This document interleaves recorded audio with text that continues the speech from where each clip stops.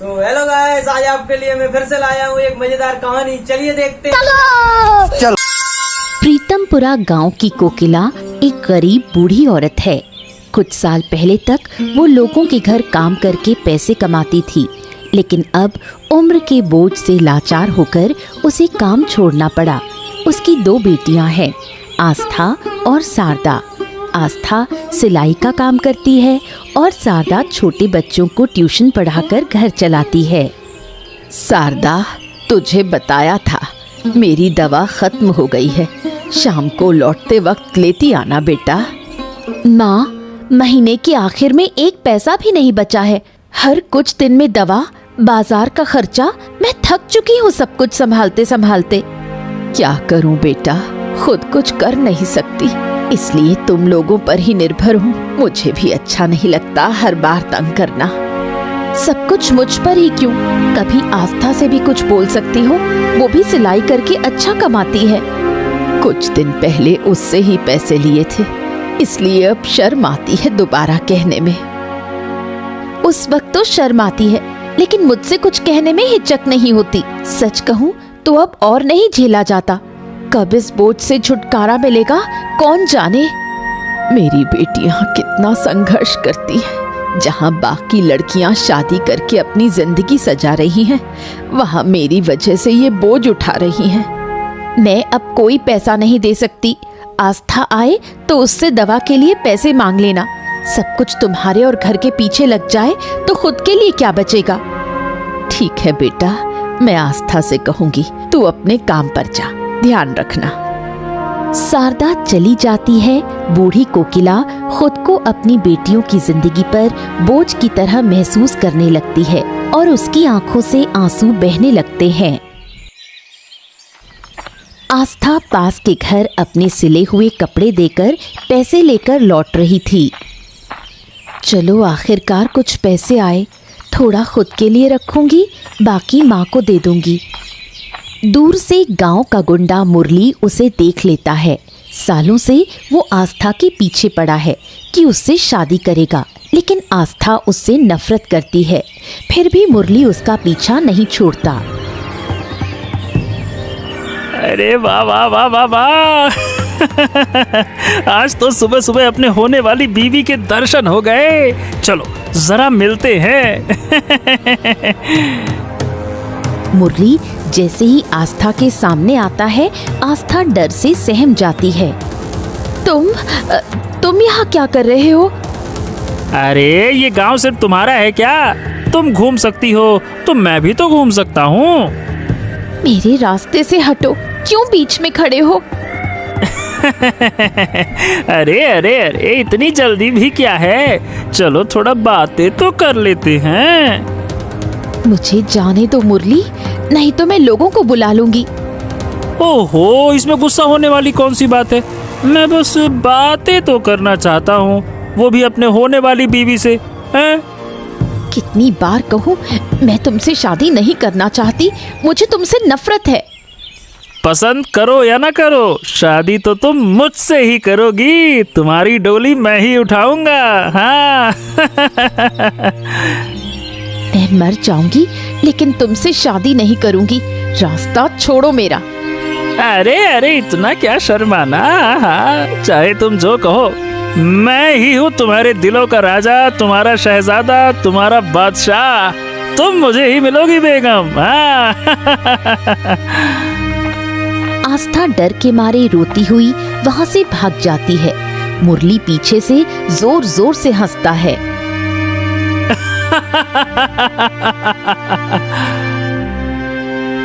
बीमार कोकिला घर पर थी। आस्था रोती हुई दौड़कर घर आई। उसे इस हालत में देख कोकिला घबरा गई। क्या हुआ बेटी, इस हालत में क्यों आई? किसी ने कुछ कहा? उस गुंडे मुरली ने फिर से मुझे तंग किया माँ। अब तो घर से बाहर निकलने में भी डर लगता है।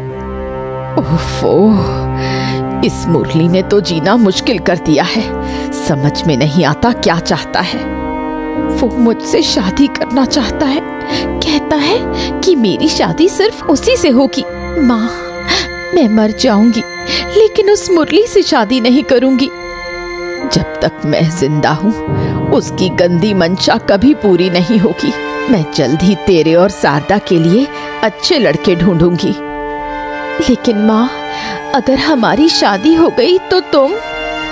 मैंने बहुत सोचा है, मेरी वजह से तुम लोग अपनी जिंदगी क्यों बर्बाद करो। यही सही वक्त है तुम्हारी शादी का। लेकिन माँ, मुरली अगर शादी न होने दे तो? मैं अभी जिंदा हूँ, सब संभाल लूंगी। मैं तुम्हारे लिए राजकुमार जैसा लड़का ढूंढूंगी। अपनी बेटियों को जिम्मेदारी से मुक्त करने और समाज की बुरी नजरों से बचाने के लिए कोकिला उनके लिए अच्छे लड़के ढूंढने लगती है। जयपुर के मशहूर कपड़ा व्यापारी पीतांबर अपने बेटों प्रणव और आनंद के लिए योग्य लड़कियां ढूंढ रहे थे। तभी उन्हें आस्था और शारदा की तस्वीरें मिली। उन्होंने शारदा को प्रणव के लिए और आस्था को आनंद के लिए पसंद किया। प्रणव और आनंद, मैंने तुम दोनों के लिए 2 लड़कियां ढूंढी हैं। देखो, ये रही आस्था और शारदा, 2 बहनें। पीतांबर ने तस्वीरें दिखाई, लेकिन जैसे ही प्रणव ने आस्था की तस्वीर देखी, उसे वो बहुत पसंद आ गई और उसने आस्था से शादी की इच्छा जताई। आस्था छोटी है, इसलिए मैं उसे आनंद के लिए सोच रहा था। लेकिन अगर तुम्हें आस्था पसंद है तो आनंद से शारदा की बात कर लेंगे। क्या कहते हो आनंद, कोई आपत्ति है? अब नहीं पिताजी, जो आप तय करेंगे मुझे मंजूर है। तो ठीक है, फिर मैं कोकिला और उसकी बेटियों को घर बुला लेता हूँ। आगे की बात वहीं करेंगे, ठीक है?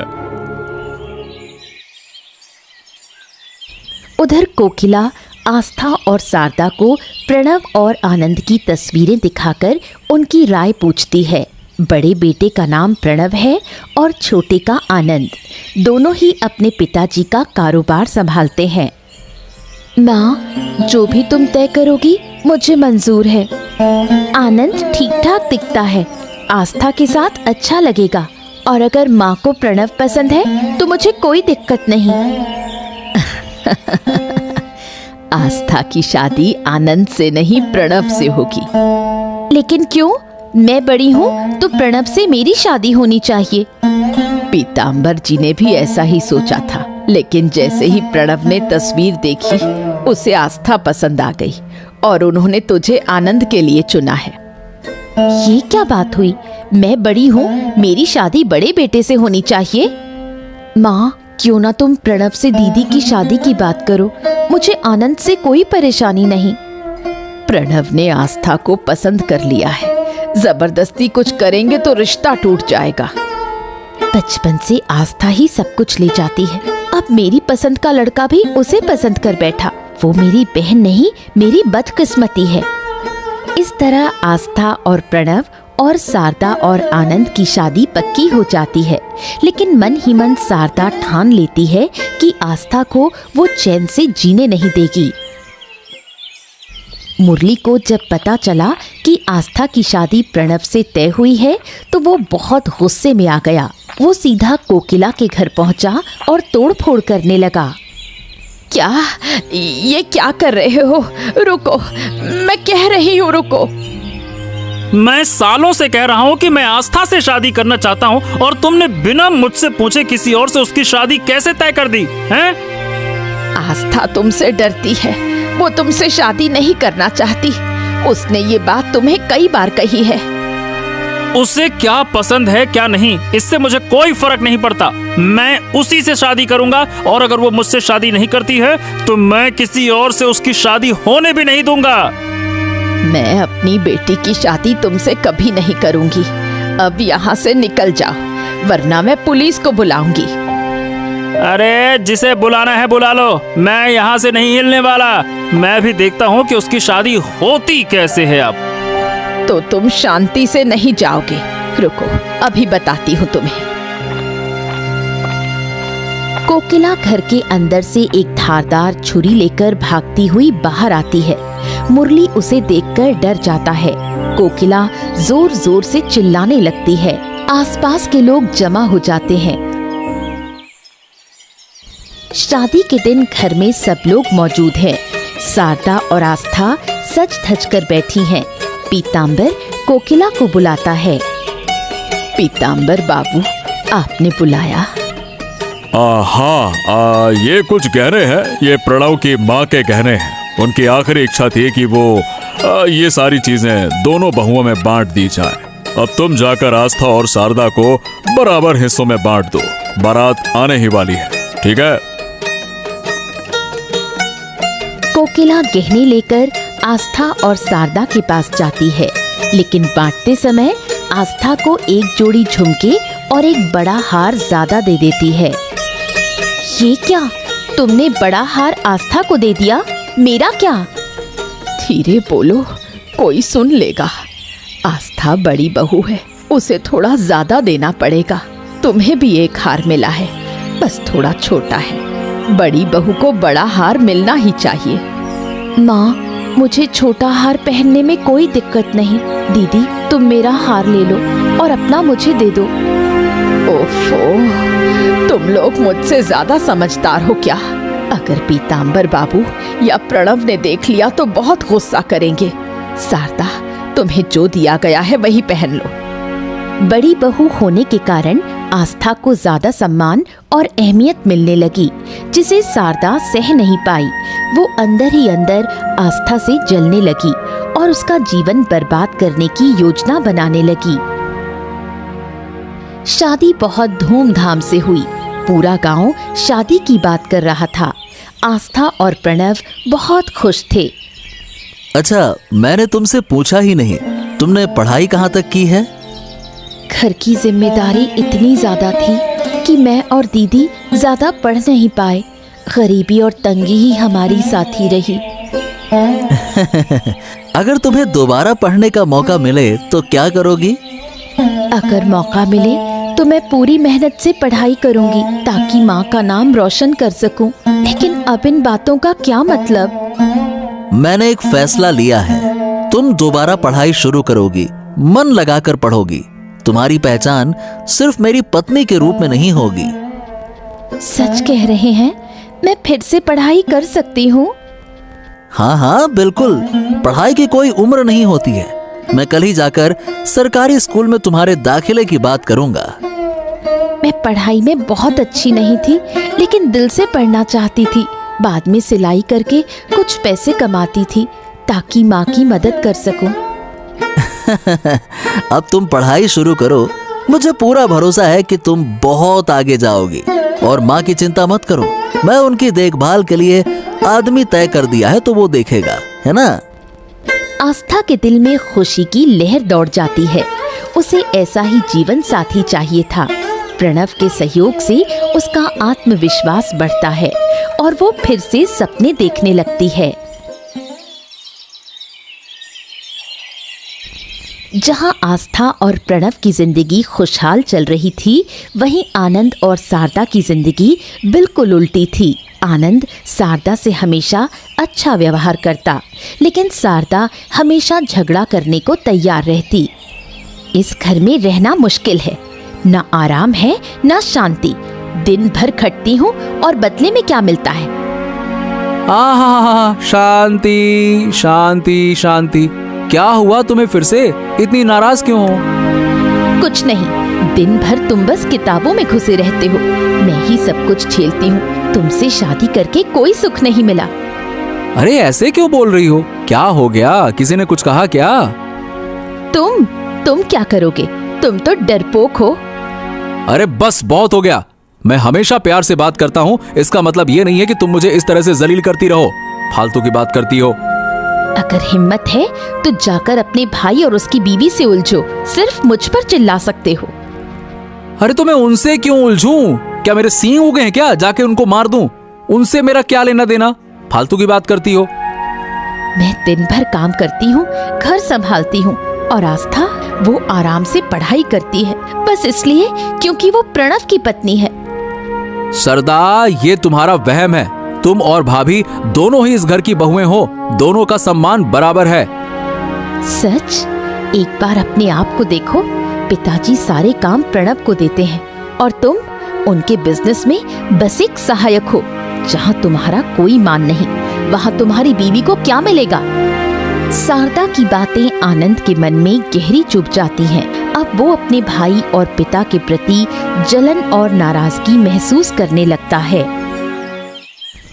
सुबह सुबह शारदा रसोई में आनंद के लिए नाश्ता बनाने जाती है। तभी आस्था भी रसोई में आती है। दीदी, आप थोड़ी देर में ठाकुरपो के लिए नाश्ता बना देना, पहले मैं बना लूं? क्यों? मैं पहले आई हूँ तो नाश्ता मैं बनाऊंगी, तुम बाद में करना। दीदी समझिए ना, उन्हें जल्दी काम पर जाना है शहर से बाहर, और ठाकुरपो तो घर में ही है ना। आनंद ये सारी बातें सुन रहा था। वो धीरे से आस्था के पीछे आकर खड़ा हो जाता है। तो अगर दादा शहर जा रहे हैं तो फिर तो मेरा कोई काम ही नहीं हो सकता। हमेशा उन्हीं का नाश्ता पहले बनेगा और मैं इंतजार करूंगा, है ना? ठाकुरपो, मैंने ऐसा मतलब नहीं निकाला। आप तो घर पर हैं, इसलिए थोड़ी देर से भी नाश्ता हो जाए तो कोई परेशानी नहीं। मुझे अभी नाश्ता चाहिए। आज मेरा नाश्ता पहले बनेगा। अगर दादा इंतजार नहीं कर सकते हैं तो बाहर खा लें, बस। पर ठाकुरपो, दादा को जरूरी। सरदा, मेरा नाश्ता पहले बनाओ, मैंने कह दिया ना। मुझे किसी की बात नहीं सुननी है। ये रसोई किसी एक की नहीं है, समझ लो। आनंद के इस बदले हुए व्यवहार से आस्था बहुत दुखी होती है। शादी के बाद पहली बार आनंद ने उससे ऐसे गुस्से में बात की थी। वो चुपचाप खड़ी रह जाती है, कुछ समझ नहीं पाती। आस्था चुपचाप सिर झुकाकर कमरे में आती है और प्रणव बिना उसे देखे बोलता रहता है। मुझे तो लगा तुम नाश्ता लेकर आई हो। खैर, अब समय नहीं बचा है, बहुत देर हो गई है। अब मैं जाता हूँ। नाश्ता बनाने देती तो जरूर बना लाती, लेकिन रसोई में घुसते ही मुझे अपमान सहना पड़ा। क्या मतलब? किसने तुम्हें अपमानित किया? अरे किसकी इतनी हिम्मत हुई, बताओ मुझे। कोई नहीं, छोड़ो, तुम्हें तो देर हो रही है। चलो, मैं तुम्हें बाहर तक छोड़ देती हूँ। बात मत घुमाओ आस्था, साफ साफ बताओ किसने तुम्हें अपमानित किया। जब यहाँ पे मैं हूँ तो कौन ऐसी जरूरत कर सकता है, बताओ। कुछ खास नहीं हुआ। मैं नाश्ता बनाने गई थी। ठाकुरपो चिल्लाकर बोले कि अब से उसका नाश्ता पहले बनेगा, और कहा रसोई किसी एक की नहीं है। क्या? आनंद ने ऐसा बोला? आस्था, तुम सच कह रही हो? वो तो कभी ऐसी बात नहीं करता। मैं भी यही सोच रही थी। पहली बार उन्होंने इस तरह गुस्से में मुझसे बात की। पता नहीं उन्हें क्या हो गया है। ओहो, उसकी हिम्मत बहुत बढ़ गई है। रुको, आज मैं उसको सबक सिखाता हूँ। छोड़ो ना, सुबह सुबह झगड़ा मत करो। शायद दीदी से लड़ाई हुई हो, इसलिए गुस्से में है। तुम निकलो, देर हो रही है। तुम कह रही हो इसीलिए जा रहा हूँ, वरना आज उसे दिखा ही देता। प्रणव काम के लिए जयपुर रवाना हो जाता है। आस्था आनंद के व्यवहार को याद कर दुखी होती है। कुछ दिन बाद पीताम्बर 10 बीघा जमीन खरीदकर उसका मालिकाना हक प्रणव के नाम कर देता है। ये बात जैसे ही शारदा को पता चलती है, वो आनंद को सब बता देती है। आनंद गुस्से में पीताम्बर से बात करने जाता है। पापा, बचपन से आप जो कहते आए हैं मैंने वही किया, कभी आपका विरोध नहीं किया। लेकिन आप मेरे साथ ऐसा करोगे मैंने सोचा भी नहीं था। ये क्या बातें कर रहे हो? मैंने क्या कर दिया? आपने हमेशा दादा को मुझसे ज्यादा अहमियत दी है। शादी में उसकी पसंद मानी, खाने में उसकी पसंद चलती है, पढ़ाई में उसकी पसंद। अरे मैं कहाँ हूँ? मेरा तो कुछ नहीं माना ना। ये क्या बकवास करते हो आनंद? तुम दोनों मेरे लिए बराबर हो, फालतू की बातें ना करो। सारी बातें झूठ हैं, कोई बराबर नहीं है।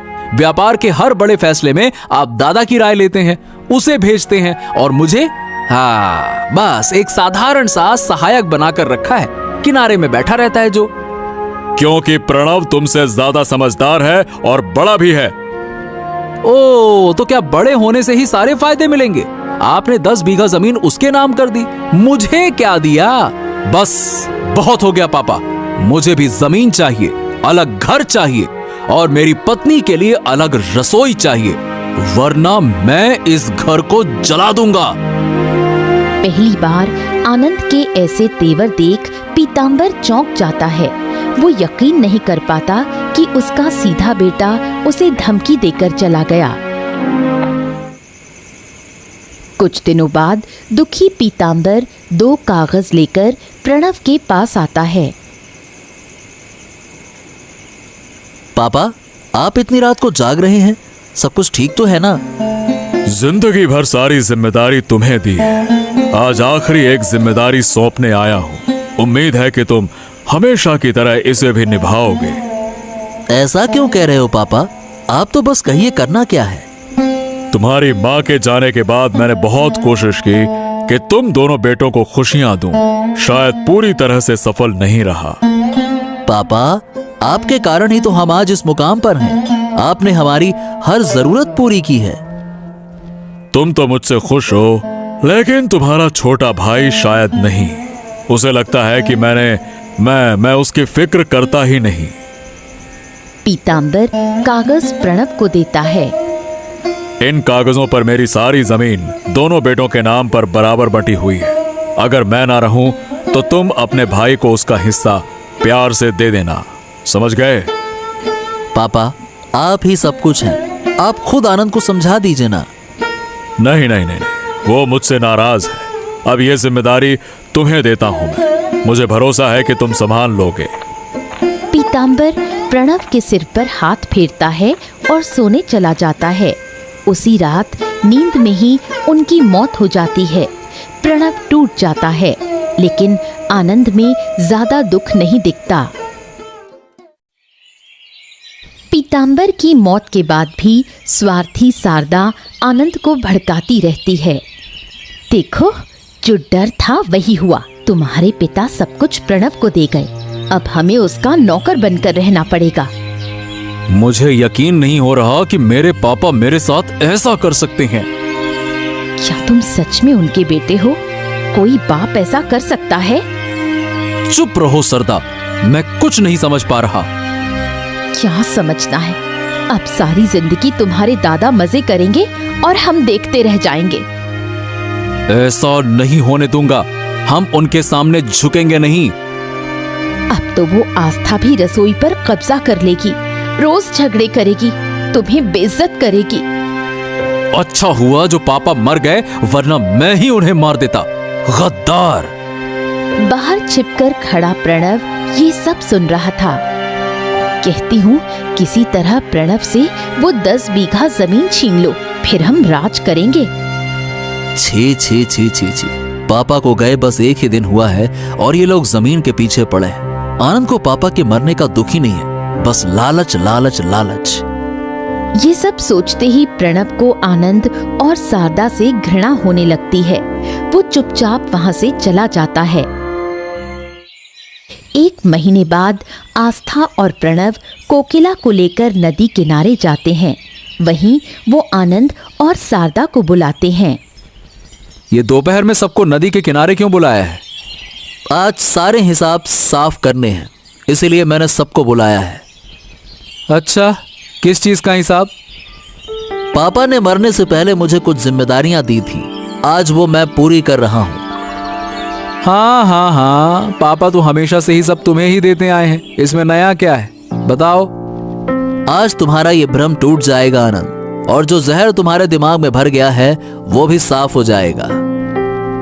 प्रणव पीतांबर द्वारा दी गई जमीन के कागज आनंद को दिखाता है। ये देखो, ये जमीन 20 बीघा है, 10 तुम्हारी 10 मेरी। घर भी पापा ने हमारे नाम पर बराबर बांटा है। हाँ, मतलब मैं अब तक जो सोचता रहा वो सब गलत था।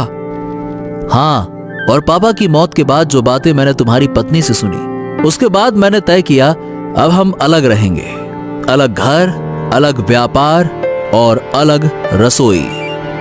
आनंद और शारदा 2 रसोई घर देखते हैं। अब रोज झगड़े नहीं होंगे। ये रही तुम्हारी रसोई, यहीं से तुम अलग खाना बनाओगे और जल्द ही हम अलग घर भी बना लेंगे। ये सब सुनकर आनंद और शारदा को अपनी गलती का एहसास होता है। वो रोते हुए माफी मांगते हैं। दादा, मैंने सरदा की बातों में आकर तुम्हें गलत समझा। लगा तुम और पापा मुझे नजरअंदाज करते हो, इसी गलत फहमी में मैंने बुरा बर्ताव किया।